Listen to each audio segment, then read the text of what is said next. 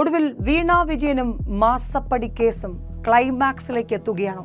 കഴിഞ്ഞ കുറച്ച് ദിവസങ്ങളായി കേരളം സജീവമായി ഉറ്റുനോക്കുകയായിരുന്നു എന്നായിരിക്കും മുൻ മുഖ്യമന്ത്രി പിണറായി വിജയന്റെ മകൾ വീണ തൈക്കണ്ടി ഇഡിക്ക് മുന്നിൽ ചോദ്യം ചെയ്യലിന് എത്തുകയെന്ന്. ഒടുവിലിത എല്ലാ ചോദ്യങ്ങൾക്കും ഉത്തരമായിരിക്കുകയാണ്. വീണ വിജയൻ ഭർത്താവ് മുഹമ്മദ് റിയാസിനൊപ്പം കൊച്ചിയിൽ ഇഡി ഓഫീസിലെത്തിയിരിക്കുന്നു. അല്പസമയത്തിനുള്ളിൽ തന്നെ ചോദ്യം ചെയ്യൽ തുടങ്ങും. ഏതായാലും അറസ്റ്റ് അടക്കമുള്ള നടപടികളിലേക്ക് ഇന്ന് കടക്കുമോ എന്നുള്ളത് കാത്തിരുന്ന് കാണേണ്ടി വരും. ഏതായാലും മണിക്കൂറുകൾ നീളുന്ന ചോദ്യം ചെയ്യൽ തന്നെയാണ് കേരളം പ്രതീക്ഷിക്കുന്നത്. ഏതായാലും മുഹമ്മദ് റിയാസിനൊപ്പം മാസ്ക് ധരിച്ചെത്തിയ വീണ വിജയൻ ഇഡി ഉദ്യോഗസ്ഥരുടെ മുന്നിലേക്ക് എത്തുമ്പോൾ പുറത്ത് മുഹമ്മദ് റിയാസിന് വെയിറ്റ് ചെയ്യേണ്ടി വരും. ഒരുപക്ഷെ മണിക്കൂറുകൾ നീണ്ട ചോദ്യം ചെയ്യലാണെങ്കിൽ കഴിഞ്ഞ ദിവസം ശശിധരൻ കർത്തയുടെ കുടുംബാംഗങ്ങളുമൊക്കെ ഇഡിക്ക് മുന്നിൽ മണിക്കൂറുകളോളം ചോദ്യം ചെയ്യലിന് ഹാജരായിരുന്നു. അതുകൊണ്ട് തന്നെ വീണ വിജയനും ഒരുപാട് ഗൗരവമുള്ള ചോദ്യങ്ങൾക്ക് ഉത്തരം പറയേണ്ടി വരും. സാമ്പത്തികമായ ഗുരുതരമായ കുറ്റകൃത്യങ്ങളുണ്ട്. ചർച്ചകൾ വളരെ കാലമായി കേരളം ഈ വിഷയത്തിൽ നടത്തിക്കൊണ്ടിരിക്കുകയാണ്. അതുകൊണ്ട് തന്നെ വലിയൊരു ചോദ്യാവലി തന്നെ വീണ വിജയന് മുന്നിൽ ഇഡി വയ്ക്കും. സ്വാഭാവികമായും കൃത്യതയോടെ വ്യക്തതയോടെ അതിനൊക്കെ ഉത്തരം നൽകാനായില്ലെങ്കിൽ വീണയ്ക്ക് അത് കുരുക്കായി മാറുമെന്ന കാര്യത്തിൽ ഒരു സംശയവുമില്ല. കേരളത്തിലെ CPM-നെ സംബന്ധിച്ച് മുൻ മുഖ്യമന്ത്രി പിണറായി വിജയനെ സംബന്ധിച്ച് ഇത് വലിയൊരു ചോദ്യം തന്നെയാണ്. കാരണം പലപ്പോഴും മാസപ്പടി കേസ് വലിയ രീതിയിൽ CPM-ന്റെ തലയ്ക്ക് മുകളിൽ വാളായി തൂങ്ങിക്കിടന്നിരുന്നു. പക്ഷേ അതിനെയൊക്കെ പ്രതിരോധിച്ചുകൊണ്ട് മുഖ്യമന്ത്രിയായിരുന്നപ്പോൾ പിണറായി വിജയനും പാർട്ടി സംസ്ഥാന സെക്രട്ടറി MV ഗോവിന്ദനും നിരന്തരം പിണറായി വിജയന്റെ കുടുംബത്തെ ന്യായീകരിച്ചുകൊണ്ട് വീണയെ സംരക്ഷിച്ചുകൊണ്ട് കവചമൊരുക്കി രംഗത്ത് വന്നു. പക്ഷേ ഇപ്പോൾ ആ കവചങ്ങളൊന്നും ഇല്ല എന്നുള്ളത് എടുത്തു പറയേണ്ടി വരും. കാരണം കഴിഞ്ഞ ദിവസങ്ങളിൽ മുൻ മുഖ്യമന്ത്രിയായിരുന്ന പിണറായി വിജയന്റെ വീട്ടിൽ ഇഡി പരിശോധനയ്ക്ക് എത്തിയപ്പോൾ കണ്ട നാടകീയ സംഭവങ്ങൾ കേരളം മറന്നിട്ടില്ല.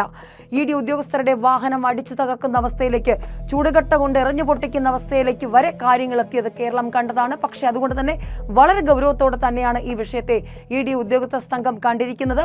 ഒരു ഭീഷണിക്ക് മുന്നിലും ഒരു ഭീഷണിയും ഇവിടെ വില പോകില്ല. അതിശക്തമായി തന്നെ നടപടി ഉണ്ടാകുമെന്ന് ഓർമ്മിപ്പിച്ചുകൊണ്ട് തന്നെയാണ് ഇഡി ഇപ്പോൾ വീണയ്ക്ക് നോട്ടീസ് അയച്ചിരിക്കുന്നതും വീണ ഹാജരായിരിക്കുന്നതും. തുടക്കത്തിൽ ആരോഗ്യ പ്രശ്നങ്ങൾ ചൂണ്ടിക്കാട്ടി അന്വേഷണ സംഘത്തിന് മുന്നിൽ ഹാജരാകാനാകില്ല എന്ന് വീണ പറഞ്ഞിരുന്നുവെങ്കിലും ഇപ്പോൾ ഒടുവിൽ വീണയ്ക്ക് എത്തേണ്ടി വന്നിരിക്കുകയാണ്. ഏതായാലും വളരെ ഗൗരവമുള്ള ചോദ്യങ്ങൾ തന്നെയാണ് കേരളം.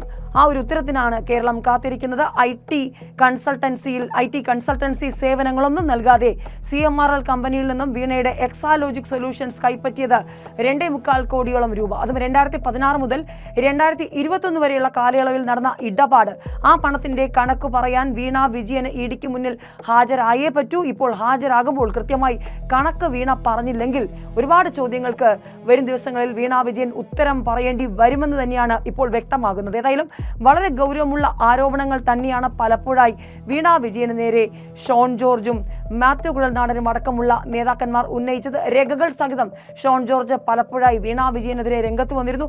വലിയ നിയമ പോരാട്ടം തന്നെ ഈ വിഷയത്തിൽ ഹൈക്കോടതികളിൽ, ഡൽഹി, കർണാടക, കേരള ഹൈക്കോടതിയിൽ മാസപ്പടി കേസുമായി ബന്ധപ്പെട്ട് നടന്നു. പക്ഷേ ഇപ്പോൾ കോടതി കൃത്യമായി ഈ വിഷയത്തിൽ പച്ചക്കൊടി കാണിച്ചതോടെ തന്നെയാണ് ഇഡി ഇപ്പോൾ അന്വേഷണത്തിനായി ഇറങ്ങിയിരിക്കുന്നതും ഇഡിയുടെ മുന്നിൽ ഇപ്പോൾ വീണ വിജയൻ എത്തിയിരിക്കുന്നത്. മാത്രമല്ല രാഷ്ട്രീയ കേരളം തന്നെ ഇങ്ങനെയൊരു സംഭവം കണ്ടിട്ടില്ല. അതായത് ഒരു മുൻ മുഖ്യമന്ത്രിയുടെ കുടുംബാംഗം, അതും മകൾ തന്നെ ഇത്തരത്തിൽ ഇഡിക്ക് മുന്നിൽ, കേന്ദ്ര അന്വേഷണ സംഘത്തിന് മുന്നിൽ ചോദ്യം ചെയ്യലിന് ഹാജരാകേണ്ടി വന്നിരിക്കുന്ന അവസ്ഥ CPM-നെ സംബന്ധിച്ച് വലിയൊരു ചോദ്യം തന്നെയാണ്.